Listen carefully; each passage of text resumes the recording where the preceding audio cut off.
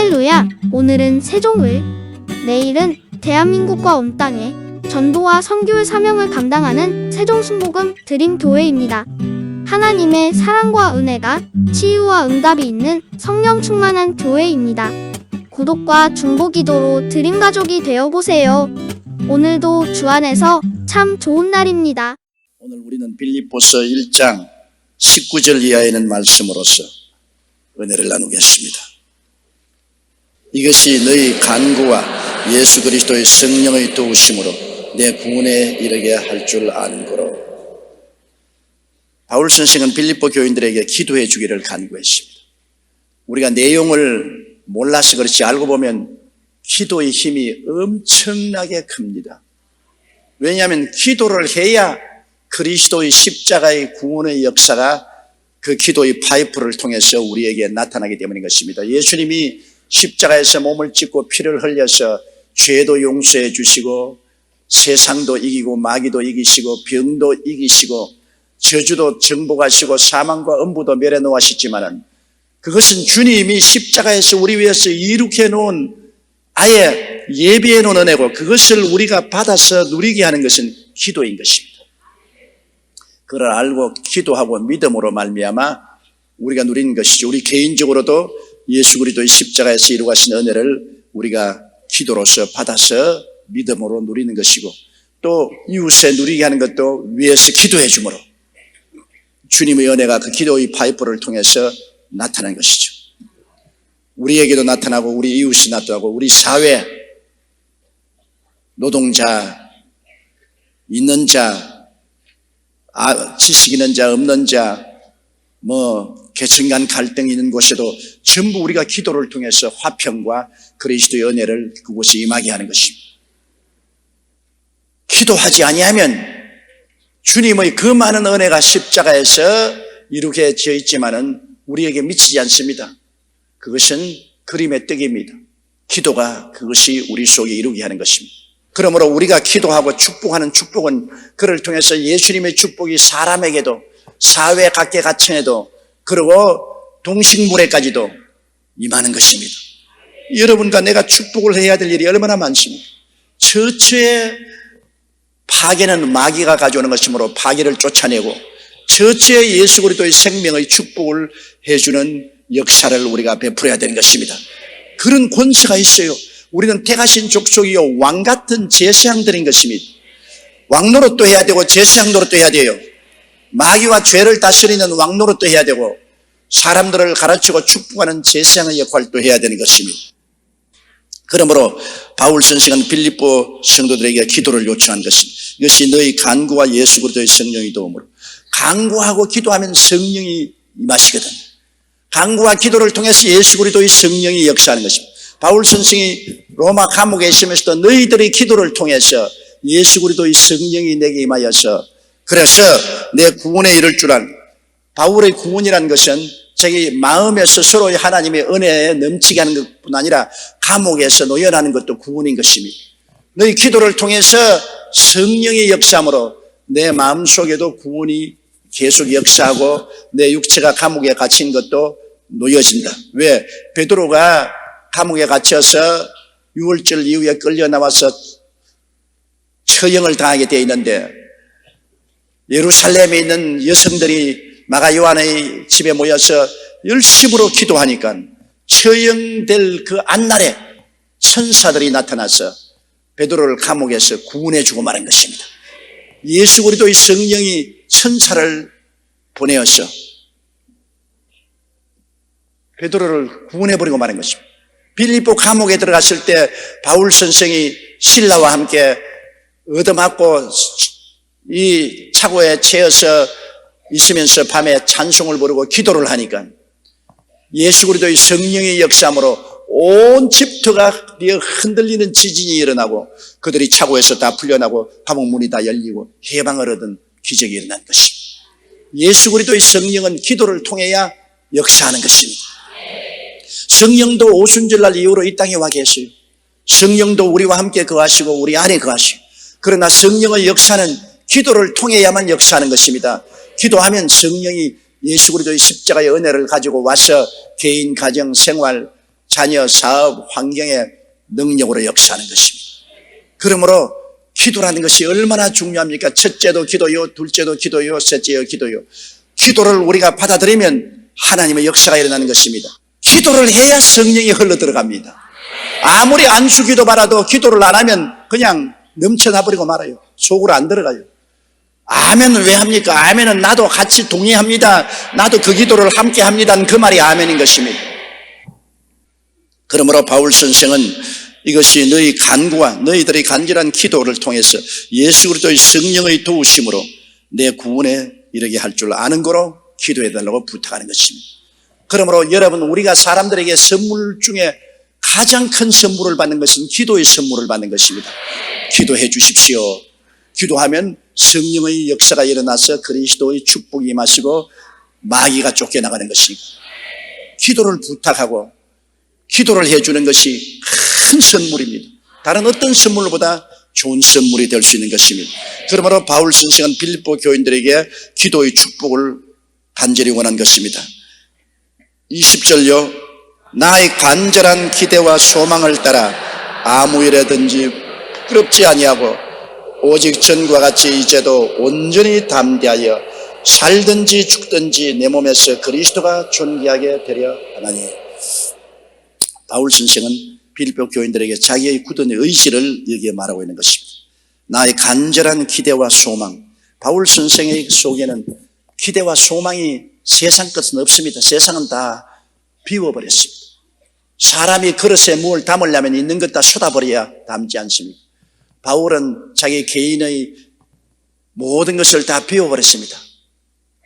바울은 자기의 지위나 명예나 권세나 돈이나 쾌락이나 이 모든 것 다 쏟아버렸어요. 그리고 거기에 오직 그가 채워놓은 것은 하나님에 대한 간절한 기대와 소망은 무엇이냐? 기대와 소망은 아무 일에든지 부끄럽지 않여. 자기가 남은 일생을 사는데 부끄럽지 않겠다. 비겁하게 살지 않겠다. 더럽게 살지 않겠다. 사람들에게 손가락질을 받게 살지 않겠다. 추하게 살지 않겠다. 수치스럽게 살지 않겠다. 당당하고 영광스럽게 살겠다.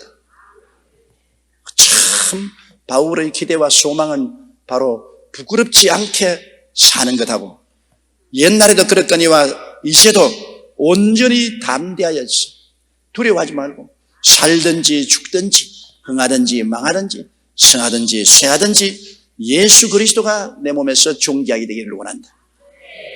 바울의 기대와 소망은 그것입니다. 세상에 살면서 수치를 당하지 않고 부끄럽지 아니하고 오직 용감하게 담대해서서 죽음 앞에도 움츠리지 말고 뒷걸음치지 말고 살든지 죽든지 흥하든지 망하든지 서하든지 쇠하든지 내 몸에서 예수님이 존귀하게 되기를 원한다. 이게 바울의 소망인데 우리도 이 세상에 살면서 바울의 소망을 따라 이러한 기대와 소망을 가져야만 할 것입니다. 우리도 이 세상에 살면서 부끄럽지 아니하고 온전히 담대하여서 우리가 살아도 주를 위해서 살고 죽어도 주를 위해서 죽고 흥해도 주를 위해서 망해도 주를 위해서 망하는 우리들이 되어야 되겠습니다. 나는 요번에 굉장히 충격적인 편지를 한 통 받았는데 그 편지에 보니까 자기가 교회에 나오다가 사업이 안 되니까 여태까지 낸 11조 돌려달라는 편지가 왔습니다. 아예 자살골입니다. 자살골. 하나님께 11조 드렸지 교회 드린 것 아니거든. 하나님께 11조 드려놓고 그 다음에는 자기 생활에 여유가 없다고 해서 11조 돌려달라. 그것은 하나님께 11조 돌려달라는 거 한 가지입니다. 그러면 하나님께서 생명을 돌려달라면 어떻게 할 것입니까? 생명도 하나님께로부터 받았으며 건강도 하나님께로부터 받았으며 현재 살고 있는 것도 하나님께로부터 받았는데요. 그래 하나님께 드린 11조 돌려달라면 하나님 그래 내 돌려줄게. 내 생명도 내놓아라. 건강도 내놓아라. 내 축복도 내놓아라. 너희 모든 삶은 너희 처자도 내놓아라. 그럼 어떻게 할 것입니까? 어떻게 사람이 그렇게 생각을 합니까? 그래도 예수 믿고 하나님을 섬겼으니 11조 내다가 사업이 안 되고 실현을 받으면 이거는 하나님이 나에게 더 깨어지고 회개하라는 것으로 알고 더 믿고 충성을 하여서 하나님이 복받을 수 있는 마음의 자세를 취해야지. 하나님이 시련을 주는 것은 세상 줄 때 끊으라는 것이. 큰 풍파 일어나는 것 세상 줄 끊음일세. 세상 줄 때 끊고 주님 더 중심으로 서라고 하나님이 시련을 주는 것입니다. 성경에는 사람이 감당치 못할 시험당함을 허락하지 아니하시고 시험당할 점에 피할 길을 내사 너희로 능히 감당케 하신다고 말씀한 것입니다. 하나님이 우리 생활 속에 항상 좋기만 하지 않습니다. 시험도 보내는 것입니다. 시험을 통해서 우리가 깨어지고 연단을 받아 굳센 신앙인이 되는 것입니다. 시험 없이 굳센 신앙인이 되지 않지요. 여러분, 시험과 환난을 당했다고 탄식하지 마십시오. 지나고 보면 시험과 환난 때문에 기도 엄청나게 많이 하게 되는 것입니다. 시험과 환난 때문에 서나 앉으나 기도하게 되고 새벽 기도도 하고 철야 기도도 하고 금식도 하고 기도원에도 가고, 그러므로 말미암아 얻어지는 것이 뭐냐? 시험과 환난은 세월이 지나가면 지나갑니다. 폭풍과 같이 늘 머물러 있잖아요. 싹 지나가지만은 그 위에 남은 것은 영원히 살아서 성령으로 충만한 것입니다. 그러므로 고난 당하는 것이 유익입니다. 고난 당해야 기도해요. 고난 안 당하면 기도 안 해요. 사람이 그렇게 돼 있어요. 그렇기 때문에 우리가 고난 당할 때 하나님이 기도하라는 줄 알고 깨어져서 기도하면 고난은 밤과 같아서 반드시 지나가고 폭풍과 같아서 지나가고 마는 것입니다. 동남아 해일이 그렇게 무서워도 이미 지나가지 않습니까? 피해는 바라도 지나가는 것입니다.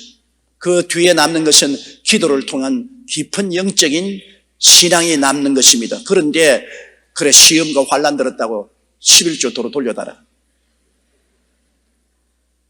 그것은 11조는 이미 하나님께 드려서 하나님 사업에 써버리기 때문에 고소장은 교회에 낼 것 아니라 하나님께 내야 되는 것입니다.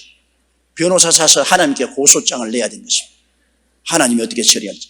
나는 너무나 간담이 선을 했습니다. 간담이 선을 했어요. 하나님이 세상을 이처럼 사랑하사 독생자를 주시. 예수님께서는 몸짓고 피 흘려 주셨는데 예수 그리스도를 믿는 사람이 그래 11조 들여놓고 도로 내놓으라고 하는, 이것은 상식을 벗어난 것입니다. 세상에서도 기부 행위를 해서 자기 자원적으로 기부한 것은 도로 돌려달라고 할 수 없습니다. 자기는 기부 행위를 했기 때문에 법적으로도 다시 돌려달라고 할 수가 없습니다. 하물며 하나님께 드린 것을 도로 달라고 할 수 있겠습니까? 나는 내 같으면 혀를 모래 받고 죽어도 안 그러겠습니다. 차라리 내가 죽고 말지 하나님께 드린 것을 도로 돌려달라는 그런 말을 어떻게 합니까?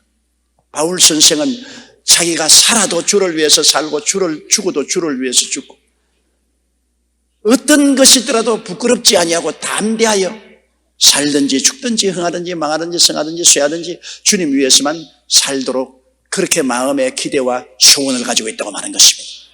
얼마나 놀랍고 훌륭한 것입니까? 우리도 그런 기대와 소망을 갖고 살아야 됩니다. 무엇 때문에 살아요? 세상 부귀영화 공명 순식간에 다 날아가고 맙니다. 동남아 대지진에 순식간에 15만 명이 사라지지 않습니까? 15만 명의 생명이 사라져. 너 인생이 무엇이냐? 잠시 있다 사라지는 안개니라. 내일 일을 자랑치 마라. 오늘 내게 어떤 일이 일어날지 알지 못한다. 우리는 행인과 나그네로 안개와 구름같이 지나갑니다. 남는 건 무엇입니까? 예수님 잘 믿은 것밖에 남은 것이 없습니다. 예수님 모시고 하나님 잘 섬긴 것은 영원합니다.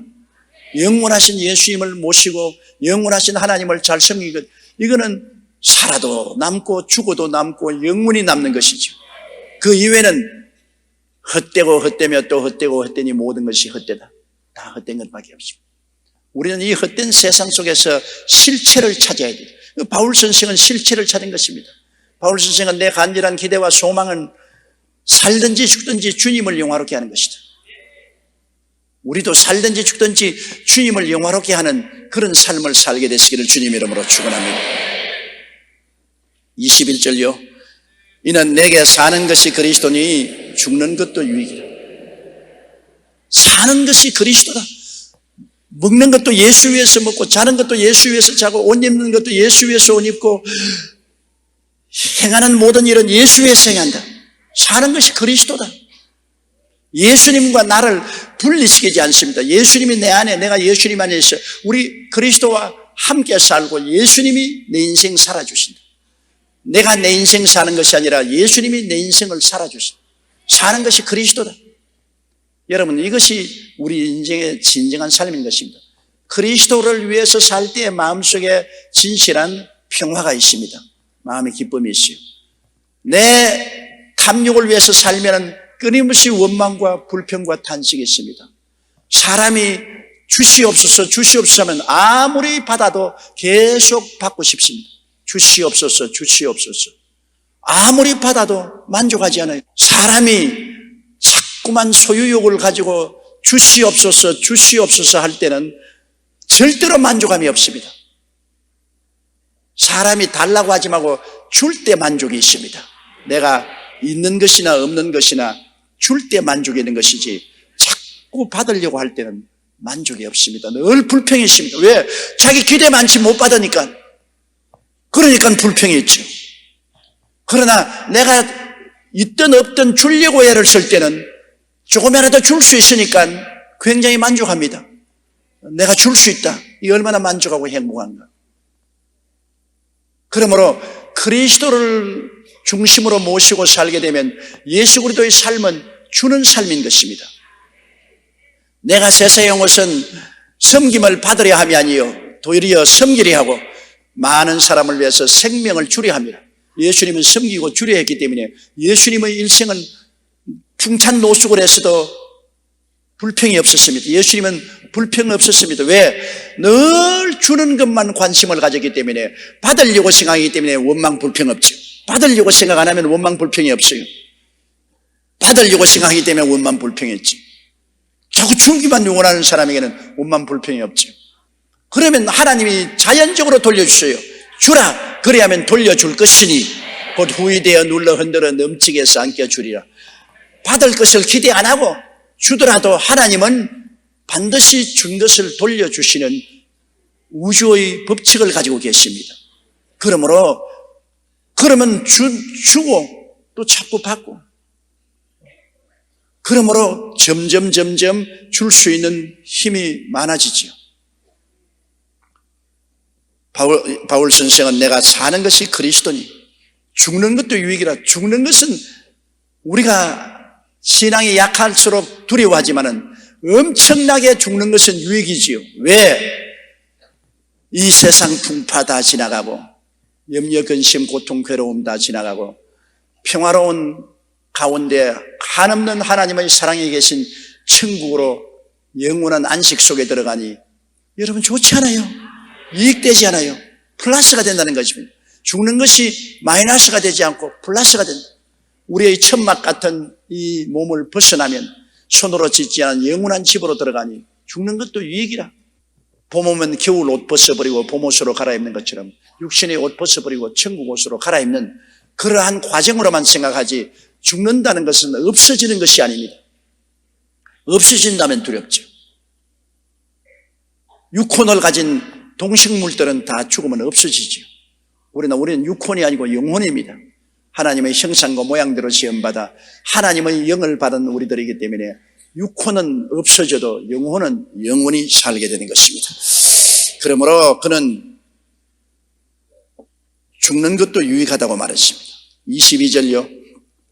그러나 만일 육신으로 사는 이것이 내일의 열매이신데 무엇을 가릴는지 나는 알지 못하노라. 바울이 알지 못하는 게 있었습니다. 왜냐? 죽는 것이 저 유익한데 그러나 살아있어야 복음을 전도해서 열매를 더 맺을 수 있습니다. 바울 같은 위대한 종은 움직이는 곳마다 하늘나라가 쏟아지고 영혼들이 구원받으니까 얼마나 유익됩니까? 훌륭한 부흥사가 한 번 와서 집회만 하더라도 우리 영혼이 살아나고 많은 영혼이 구원을 받는 것인데 살아있다는 것은 굉장히 중요하지요. 바울 선생은 개인적으로 볼 때는 죽는 것이 저 유익인데 실제로 현실의 복음 전도 사역을 위해서는 살아있어야 더 많은 사람에게 복음을 전하고 더 많이 교회를 세울 수 있으니 그러니까 마음에 갈등을 느끼는 것입니다. 사느냐 죽느냐 있느냐 가느냐 하면 좋겠는데 있어야 되겠다. 아직 믿음이 약한 어린아이들이고 성장하지 못한 사람들, 그리고 아직까지 예수 안 믿은 많은 죽어가는 사람들이 있는데 내가 살아있어야 내일의 열매를 맺을 수 있어요. 그래서 그는 그러나 만일 육신으로 사는 이것이 내일의 열매를 맺는 것인데 무엇을 가리릴지 나는 알지 못하겠다. 23절요.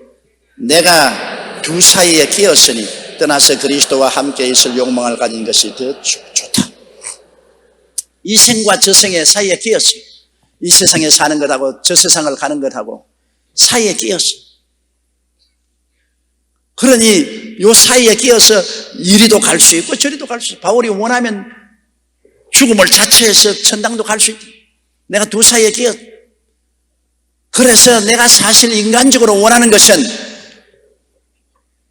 성도들을 생각하지 않고 인간적으로 원하는 것은 차라리 몸을 떠나 그리스도와 함께 있을 욕망을 가진 것이 더 좋다.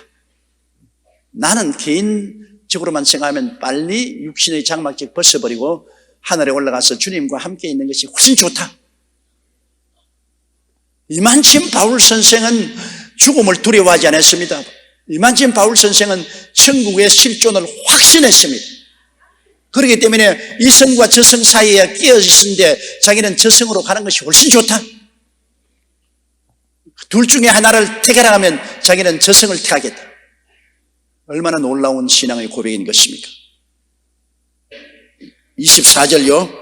그러나 내가 육신에 거하는 것이 너희를 위하여 더 유익하리라. 내 개인을 봐서는 떠나가는 것이 훨씬 좋은데, 그러나 내가 육신으로 사는 것이 너희들에게 유익하다. 너희들에게 유익하다. 그 정말 맞지 않아요? 바울 선생의 그 성도들을 위한 사랑 보십시오. 내 개인적인 욕망 같으면 나는 떠나가는 것이 훨씬 좋지만은, 그러나 살아있는 것이 너희들에게 유익하다. 내가 하나님 계시를 받아서 말씀을 전해주고 축복해주고 하나님 나라를 더 왕성하게 하는데 너희들에게 도움이 될 테니까 내가 있는 것이 너희에게 복이 되겠다. 그래서 바울 선생은 둘 중에 하나를 택하라. 자기의 유익을 택하지 않고 성도들의 유익을 택하겠다고 말씀하신 것입니다. 그러므로 25절에요. 내가 살 것과 너희 믿음의 진보와 기쁨을 위하여 너희 무리와 함께 거할 이것을 확신하라.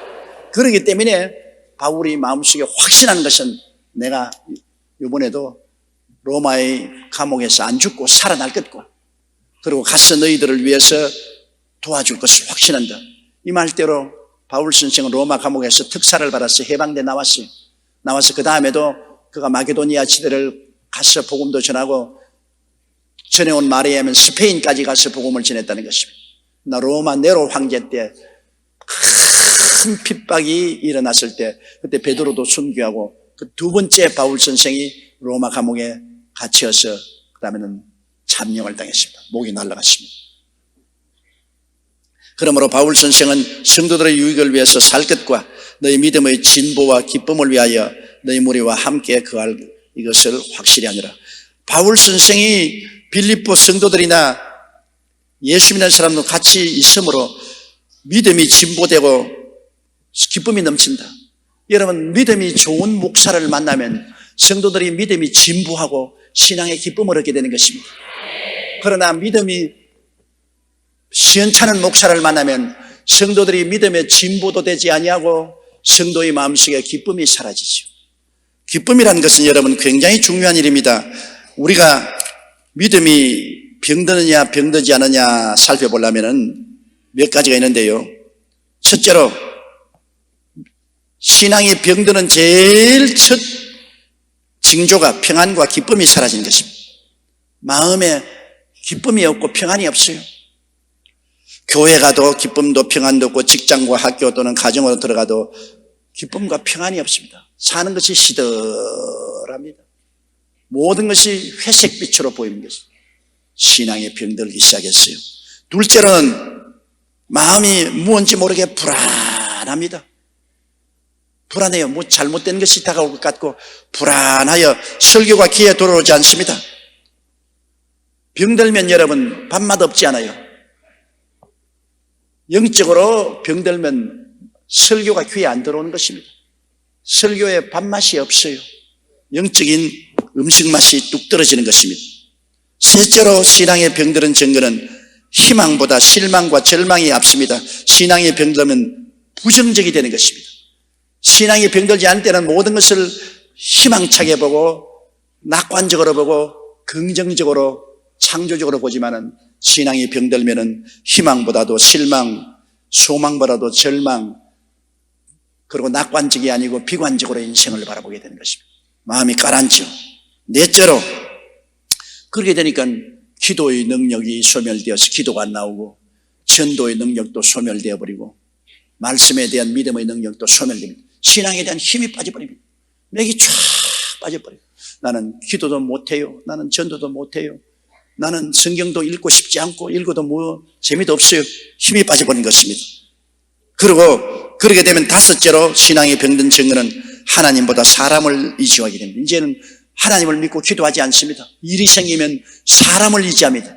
사람의 지혜나 총명이나 능력을 의지하고 더 이상 하나님 앞에 믿습니다로 기도합니다. 전에는 막 일이 생기면 믿습니다로 기도하고 하나님을 의지하는 것이 다 사라지고 이제는 인간을 의지하게 되는 것입니다. 하나님이 마음속에 사라진 것입니다. 그리고 그 다음 여섯째는 교회와 멀어지고 목회자와 멀어집니다. 교회 출석도 안 하게 되고 주의 종과 아무 관계가 없어지고 이제 하늘나라와 멀어지게 되고 일곱째는 이제는 말씀을 순종하고 교회를 떠나게 되는 것입니다. 마음에 병이 들면 이런 것이 생겨요. 그래서 마음에 신앙에 병이 드는 제일 첫째 요건이 기쁨과 평안이 사라지는 것입니다. 예수 믿는 곳에는 어찌할 수 없이 그리스도로 말미암아 다가오는 성령의 임재하심이 있습니다. 성령의 임재하심은 기쁨과 평안입니다. 성령은 우리에게 평안을 갖다 주고 기쁨을 갖다 줍니다. 성령이 떠나면 기쁨과 평안이 사라지고 마귀가 오면 불안입니다. 마음이 늘 불안합니다. 불안합니다. 그러고 난 다음에 생활 태도에 벌써 예수 성령이 있을 때는 긍정적이고 적극적이고 창조적이고 희망차고 꿈이 있는데 마귀가 들어오면 희망도 빼앗고 꿈도 빼앗고 마음을 부정적으로 만들고 비관적으로 만들어버리고 마는 것입니다. 그러므로 우리는 의사가 병을 진단하는 것처럼 우리의 생활 속에 신앙이 사라지는 것을 진단해서 빨리 회개하고 고쳐야 되는 것입니다. 그러므로 바울 선생이 성도들하고 같이 있으면 사람들의 마음이 진부하고 신앙이 진부하고 기쁨이 넘쳐나게 되는 것입니다. 26절요.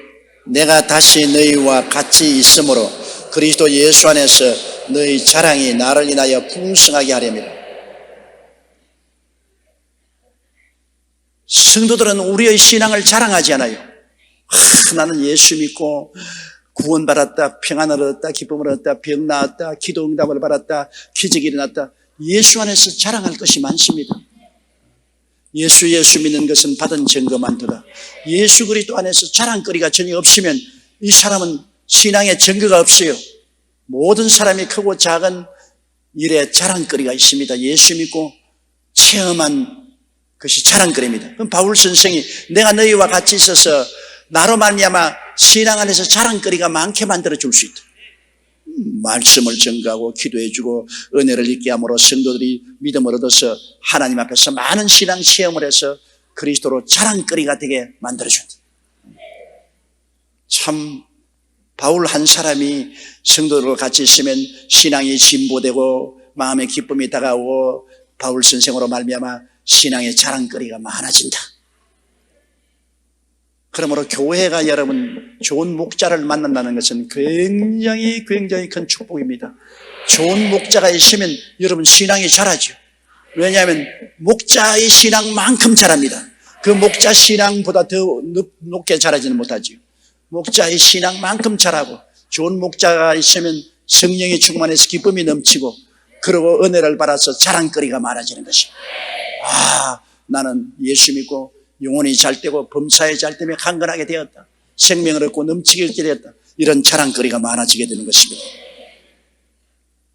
내가 다시 너희와 같이 있으므로 그리스도 예수 안에서 너희 자랑이 나를 인하여 풍성하게 하렴이라. 그 다음 27절요. 오직 너희는 그리스도 복음에 합당하게 생활하라.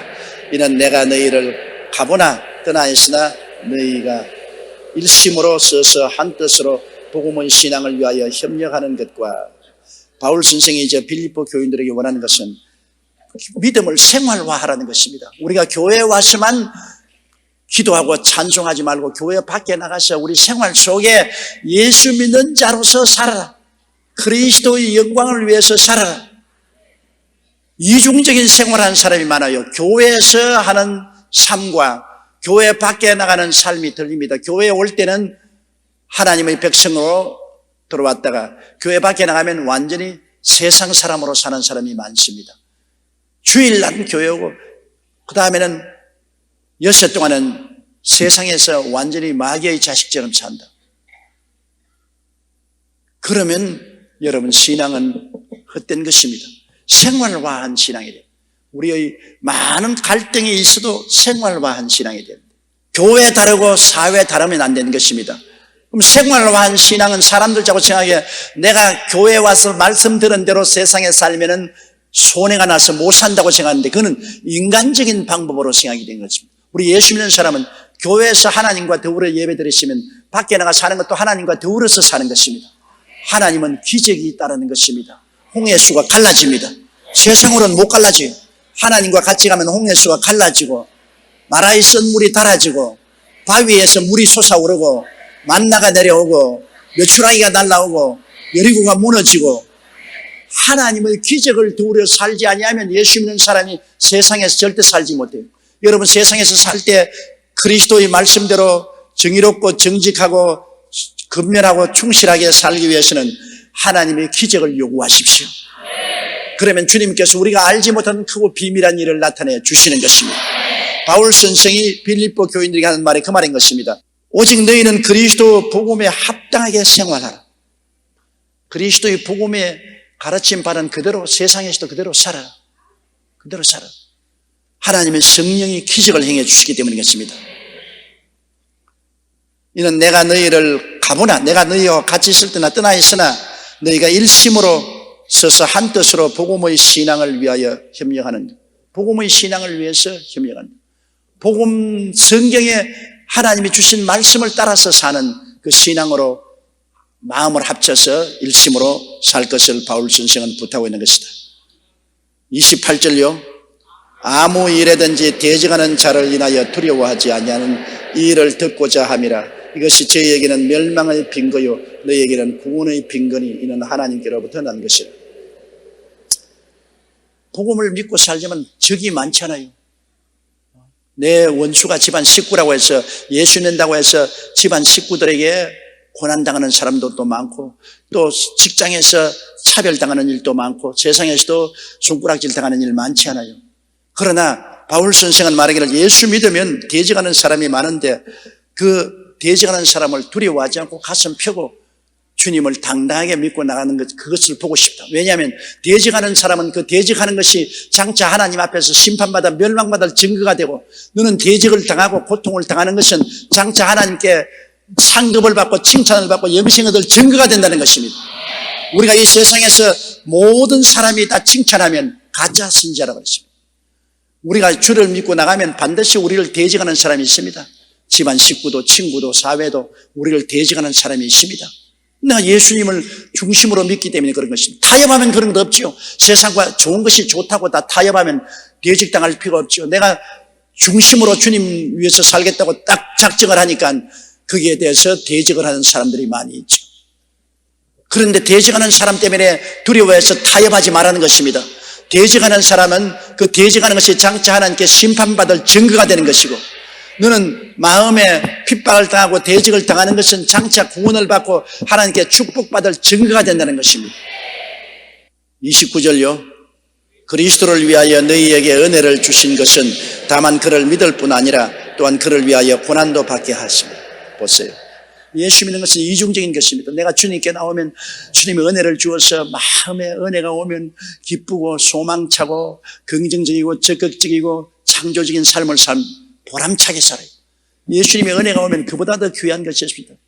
그리스도의 은혜는 금이나 은으로 바꿀 수 없는 그 놀라운 마음의 평화와 기쁨과 소망과 영광을 주는 것입니다. 그럼 예수 믿고 은혜만 받는 것이 아니라 또한 핍박도 받는 것입니다. 하나님께서 우리에게 은혜를 주신 것은 다만 그를 믿을 뿐 아니라 또한 그를 위하여 고난도 받게 합니다. 예수 믿고 고난도 당하는 것입니다. 그건 왜냐? 마귀가 우리를 도역질하고 죽이고 멸망시키려고 고난을 할 뿐 아니라 주님도 우리를 고난당하도록 하는 것은 연단을 받기 위한 것입니다. 온실 속에 자란 화초는 아주 키가 크고 잘 자란 것 같지만은 온실 밖에 내놓으면 그대로 죽습니다. 그대로 죽어요. 햇빛에 견디지 못하고 바람에 견디지 못해서 그대로 죽어요. 그러나 모질게 덜에서 자란 나무나 풀은 아무리 태양이 강렬하고 바람이 불어도 살아남는 것입니다. 우리 신앙도 노출돼야 돼요. 사탄에게도 노출되고 세상에도 노출되고 시험에도 노출되고 얻어맞기도 하고 욕도 얻어먹고 고통도 당하고 그런 가운데 땅을 치고 울기도 하고 금식도 하고 철야도 하고 몸부림도 치고 그러므로 말미암아 강인한 신앙인이 되는 것입니다. 참으로 주님이 기대하는 믿음과 소망과 사랑, 의, 평강, 희락이 꽉 들어찬 알찬 신앙인이 된다고요. 그러므로 예수 믿는 것은 은혜만 받을 뿐 아니라 고난도 함께 받게 하기 위함이라. 은혜를 받아야 고난을 이기고 고난을 이겨야 또 은혜를 더 받게 되는 것입니다. 이 두 개는 항상 같이 가는 것입니다. 은혜 없이는 고난받으면 쓰러지잖아요. 은혜가 있었기 때문에 고난받아도 극복할 수 있고 또 고난받으면 은혜를 더 받게 되고 은혜 받고 고난당하고 고난받고 은혜 받고 상승작용을 하고 신앙이 성장하게 되는 것입니다. 30절요. 너희에게도 같은 싸움이 있으니 너희가 내 안에서 본 바요 이제도 내 안에서 듣는 바라. 너희가 나 보았지 나는 항상 싸웠다. 바울 선생의 말이에요. 바울 선생이 마지막 죽기 전에 디모데에게 편지하기를 내가 선한 싸움을 싸우고 달려갈 길을 다 달려가고 믿음을 지켰으니 이제는 너희 면류관이 기다리고 있습니다. 바울은 일평생 자기의 삶을 싸움이라고 말했어요. 선한 싸움. 악한 싸움이 아니라 그리스도를 위한 선한 싸움. 우리의 신앙은 발자국마다 싸움입니다. 늘 우리하고 대적하는 마귀가 세상에 있어서 우리에게 도전을 하기 때문에 우리의 신앙은 매일 싸움입니다. 기도하기 싫은 것과도 싸워야 되고 성경 읽기 싫은 것과도 싸워야 되고 전도하기 싫은 것과도 싸워야 되고 봉사하기 싫은 것하고도 싸워야 되고 찬송하기 싫은 것도 싸워야 되고 그 다음 실제로 눈에 보이는 원수들하고도 싸워야 되고 끊임없는 우리는 믿음의 싸움을 싸웁니다. 선한 싸움을 싸워야 돼. 바울 선생이 너 내 생애 속에 보았지. 나는 복음을 전하다가 매도 수없이 맞고 감옥에도 수없이 들어가고 헐벗고 굶주리면서 극복하고 살은 것처럼 이러한 동일한 싸움이 너희에게도 있다. 내게만 있는 것이 아니다. 복음에 동참하는 모든 사람은 이러한 삶의 싸움을 싸우고 신앙을 유지해 나간다는 것입니다. 여러분 조용기에게만 싸움이 있는 것이 아닙니다. 여러분에게도 크고 적은 싸움이 다 있습니다. 여러분이 지금까지 교회에 나오는 것은 싸움을 싸워서 이겼기 때문에 나온 것입니다. 싸움에 져서 세상으로 떠나간 사람들도 많이 있지만은 여러분은 싸움을 예수 그리스도 안에서 기도하고 믿음으로 이기고 극복했기 때문에 오늘 이렇게 자라서 교회에 나와 계신 것입니다. 우리는 세상 끝날까지 선한 싸움을 싸우고 달려갈 길을 달려가야 됩니다. 천단길을 달려가고 믿음을 지켜야만 되는 것입니다. 그러면 의의 면류관이 우리 위해서 예비되어 있는 것입니다.